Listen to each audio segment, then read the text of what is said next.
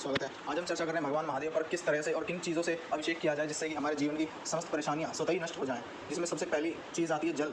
जल धारा शिव प्रियम। शास्त्र में कहा गया है कि जल की धार भगवान शंकर को अति प्रिय है।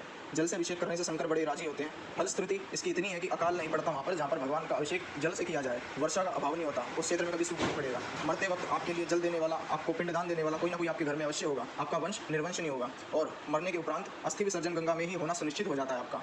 अगली सामग्री आपके सामने कुशा डाल करके भगवान महादेव पर आप यदि अभिषेक करते हैं तो इससे भयंकर रोगों से निवारण होता है। और जल में कुशा डालकर, जिसे डाव भी कह सकते हैं गांव की भाषा में, इससे अभिषेक भगवान महादेव का आप करें तो भयंकर रोगों से आपको मुक्ति मिल सकती है।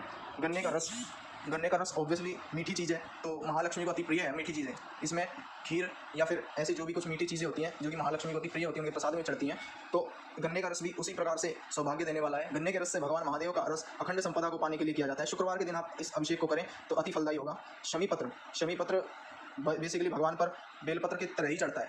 शमी पत्र अगर आप चढ़ा रहे हैं सावन के मौके पर तो अवश्य ही आप भगवान महादेव पर शमी पत्र मंगलवार और शनिवार के दिन अवश्य चढ़ाएं। मंगलवार के दिन यदि आप शमी पत्र भगवान पर चढ़ाते हैं तो रोग निवारण जैसे पैरालिसिस जैसी जकड़न आदि जो भी शारीरिक समस्याएं हैं, जो भी शारीरिक कष्ट है, वो आपके छूट जाते हैं और उनसे आपको छुटकारा मिलता है। शनिवार के दिन यदि आप भगवान पर शमी पत्र चढ़ाते हैं तो संतान सुख की प्राप्ति अवश्य होती है।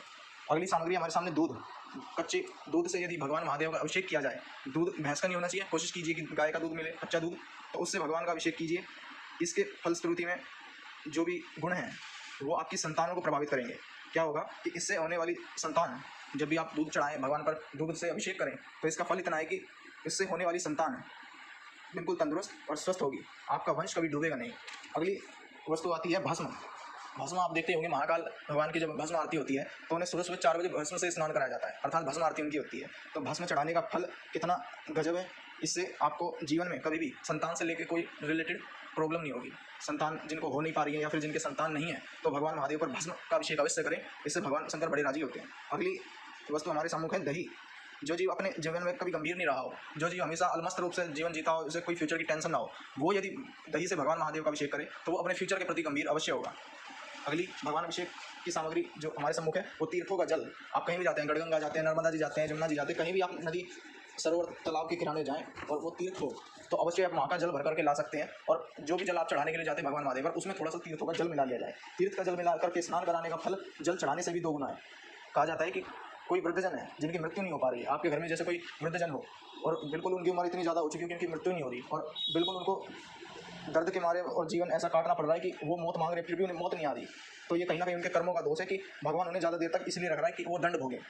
पर इससे निवृत्ति पाने के लिए यदि आप साधारण जल में जो आप शंकर जी पर चढ़ाते हैं उसमें यदि आप तीर्थों का जल मिला करके उससे अभिषेक करते हैं भगवान का, तो अवश्य ही उन वृद्धों को जब आप जल पिलाइए, जो जलहरी पे से शंकर जी का जल निकलता है, तो उस जल को यदि आप उन्हें पिलाते हैं, उन्हें अपने वृद्धों को अभिषेक करके, तो उससे इतना बड़ा फल मिलेगा आपको। यदि उनकी मृत्यु होनी होगी तो अवश्य हो जाएगी और अंतिम समय पर उन्हें किसी भी प्रकार का कष्ट नहीं होगा और सीधे वो शंकर के धाम को प्रस्थान करेंगे। अगली ये मैं आपको बात बताने के लिए जा रहा हूँ। यदि आपके पास कोई प्लॉट है जिस पर आप कोई भी कार्य करवाना चाह रहे हैं या फिर आप बोरिंग करवा रहे हो उस प्लॉट पर, और यदि वहाँ पर पानी निकल नहीं रहा, बोरिंग फेल हो रही है, तो किसी भी दिन आप या फिर हफ्ते या फिर महीने, जितने भी समय तक आप अभिषेक करना चाहें शंकर जी का, तो वहाँ उसी जगह पर जहाँ पर बोरिंग नहीं हो पा रही है या फिर बोरिंग फेल हो रही है, जिस जगह पर, जिस प्लॉट में, जिस जमीन में, तो वहाँ पर आप शंकर जी का अभिषेक जल से कीजिए। जल से भगवान शंकर का अभिषेक 1 महीने तक कर लीजिए। वहाँ पर भगवान की दया से वहाँ स्वयं जल स्रोत निर्मित होगा और ध्यान रहेगी ईशान कोण में, अर्थात नॉर्थ ईस्ट दिशा में आप वहाँ पर बोरिंग कराएं, क्योंकि ये दिशा जल तत्व की दिशा होती है। अगली सामग्री भगवान के अभिषेक के लिए घी, घृत। ऑब्वियसली आप सोच रहे होंगे कि घी जमा होता है, उससे कैसे अभिषेक किया जाए। तो घी को आप पहले गर्म कर लें पात्र में लेकर के, और जब वो गर्म हो जाए और उसे थोड़ा ठंडा कर लीजिए, तो वो जब उसकी धार बनने लगे, जब बिल्कुल तरल पदार्थ में आ जाए वो, तब उससे भगवान का अभिषेक कीजिए। यदि ज़्यादा घी आपके पास नहीं है तो तरल करके घी को 108 चम्मच भगवान पर घी समर्पित कर सकते हैं। इससे क्या होगा कि आपके जो, यदि आप महिला हैं या फिर आप पुरुष हैं, जो भी आप हैं, सो आपके मातृवंश में और पितृवंश में, आपके मामा के, बुआ के, या जो भी आपके रिश्ते संबंधी जितने भी आपसे जुड़े जितने भी नाते हैं, उनमें कभी भी संतान की कमी नहीं होगी, अर्थात उनका पूरा वंश कभी निर्वंश नहीं होगा। दूध से अभिषेक करने से फल ये मिलता है कि आपका वंश निर्वंश नहीं होगा, जो आपसे संतान उत्पन्न होगी वो कभी निर्वंश नहीं रहेगी। और घृत से स्नान कराने का फल ये है कि आपके समस्त रिश्तेदार जो कि आपसे जुड़े हुए हैं किसी न किसी संबंध से, उनको भी कभी इस प्रकार की दिक्कत का सामना करना नहीं पड़ेगा। अब अगली सामग्री हमारे पास बूरा या फिर चीनी या बूरा, जो भी मीठा आपके पास हो, चीनी या बूरा में से, तो उससे यदि आप भगवान शंकर का अभिषेक करते हैं, भगवान शंकर पर ये चढ़ाते हैं, तो इससे पति पत्नी के मध्य में होने वाले कोई भी किसी भी प्रकार के झगड़े नहीं होंगे। जो भी कारण है जिसकी वजह से आपके बीच में गलत फैमिली उत्पन्न हुई है और आपके बीच में झगड़े पल रहे हैं, तो वे झगड़े समाप्त होंगे। बच्चों के लिए यदि आप कर सकें तो अवश्य कीजिए कि मीठा दूध, गौ का कच्चा दूध, गौ माता का, उसमें थोड़ा सा जल मिला करके एक लोटे में और उसमें बूरा मिला लीजिए। वो जब मीठा दूध बन जाएगा उससे भगवान का अभिषेक बच्चों से करवाइए। तो इससे बच्चों की बुद्धि प्रखर हो जाएगी। जो ज्ञान है किताबों का शीघ्र ज्ञान बच्चों के मस्तिष्क में चल करके आ जाएगा और आपके बच्चे बड़े विद्वान होंगे, पढ़ाई में उनका मन लगेगा। अगली सामग्री है दुर्वा, जो गणेश जी पर चढ़ती है। आपने देखा भी होगा, अभिषेकों में कई बार देखा भी होगा। तो उस दुर्वा को भगवान शंकर पर चढ़ाएं और हो सके तो दुर्वा का रस बना करके आप उससे अभिषेक कर सकते हैं, वरना आप दुर्वा भी शंकर जी पर चढ़ा सकते हैं। इसका रस से अभिषेक करने के पश्चात थोड़ा सा जब जलहरी में से निकल करके जलाए तो उसे प्रसाद रूप में अपने बच्चों को पिला दें। दुर्वा महत्व में मैंने पहले की वीडियोज़ में भी डाला हुआ है, आप इस चैनल में जाकर के देख सकते हैं दुर्वा महत्व।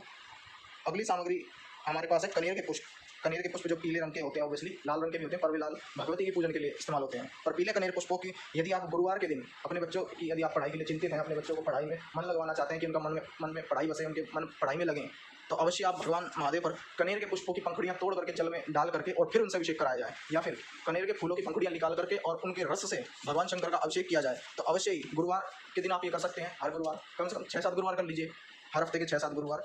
तो अवश्य ही आपको फ़र्क देखने को मिलेगा कि बच्चों के अंदर विद्वत्ता ज़्यादा ही आ जाएगी। अगली टिप्स मैं देना चाहूँगा, चंदन की लकड़ी। यदि कोई महिला गर्भवती हैं तो यदि उन महिलाओं को यदि आप इस प्रकार से इस चंदन की लकड़ी का सेवन कराएं तो अवश्य ही उनकी संतान गौर वर्ण की पैदा होगी। अर्थात मैं ये नहीं कह रहा हूँ कि गोरे काले की बात है, पर संतान स्वस्थ हो, सुंदर हो, ये भी ज़्यादा जरूरी होता है। क्योंकि आज की दुनिया में हमारी पर्सनैलिटी सबसे पहले हमारी शक्ल से जज की जाती है। तो अवश्य आप ये, अगर कोई गर्भवती नारी इस बात को सुन रही हैं या फिर आपके आसपास में कोई रिश्तेदारी में कोई हो, तो अवश्य ही चंदन की लकड़ी, ओरिजिनल चंदन की लकड़ी होनी चाहिए। छोटा सा टुकड़ा काफ़ी रहेगा, उसे गंगा जल में भिगो करके एक कटोरे में रख दीजिए। तत्पश्चात आप सुबह उस जल को पी लीजिए, चंदन की लकड़ी निकाल करके उस जल को पी लीजिए। इससे क्या होगा कि जब भी आपकी संतान उत्पन्न होगी तो वो गौर वर्ण की होगी। आज हमने इतनी सामग्री आपको बताई भगवान शंकर को प्रसन्न करने के लिए।